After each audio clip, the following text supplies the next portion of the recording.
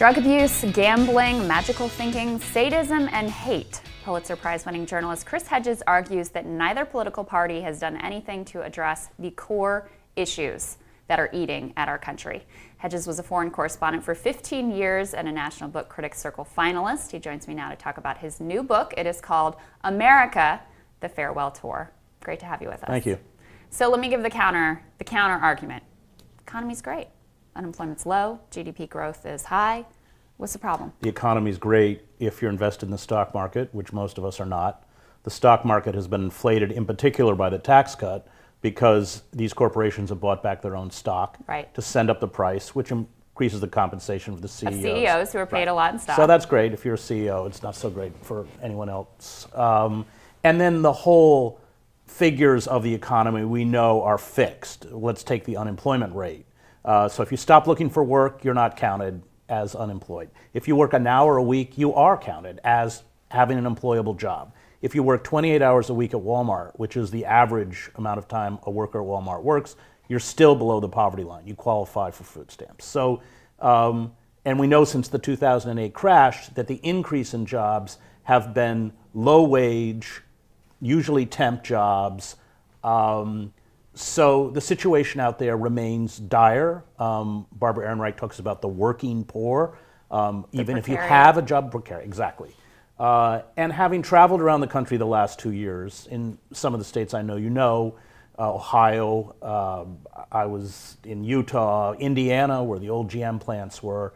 The situation is very grim for us, in particular the American working class. And I think both parties have betrayed them. I think that's what led to the political insurgencies during the presidential primaries, with the surprising support for Bernie Sanders and then Trump. There was a distrust of the established elites in both parties. Can I say too, I think the abandonment of the Democratic Party of working people and is in some ways more unforgivable. Yeah. Because the Republicans have always been the party of the wealthy. That's a very good point, because the Democratic Party, there was a moment when the Democratic Party watched out for the interests of working men and women. When did that go wrong? Clinton, NAFTA.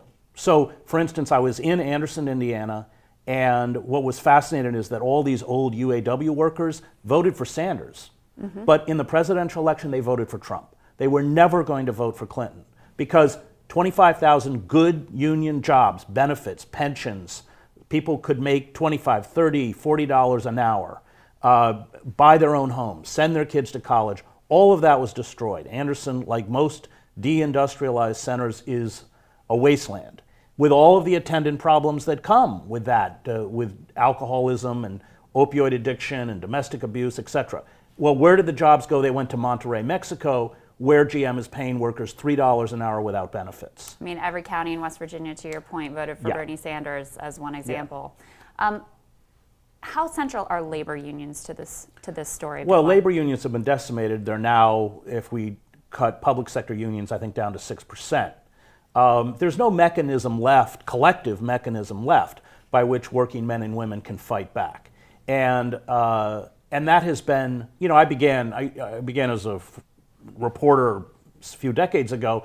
Every major paper in the country used to have a labor correspondent. That's gone. I think there's one left, and that may be gone at the New York Times. So the ability of working men and women to put pressure on the centers of power to respond to their legitimate rights and protect their interests with the selling out of the Democratic Party, which really began under Clinton, has left them powerless. And that has carried out this very egregious assault, the social inequality, the concentration of wealth upwards.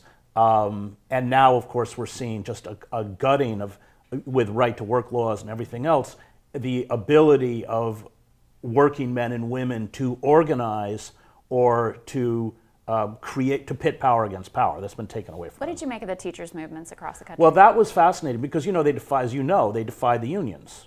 The unions had cut deals, and the teachers said, forget it. So, I mean, part of the problem is a bankrupt union leadership, which has become too close to the centers of power. I mean, the head of the AFL-CIO is pulling down, what, $500,000 a year? I mean, this is so much more than the rank and file. They've, in essence, become appendages of the Democratic Party, And I think the teacher strikes are fascinating because not only has it been very effective in terms of putting pressure, which is what we have to do, but it is also seen a movement, a kind of insurgency against the traditional union leadership, which has just become too tepid and too, I would argue, corrupt.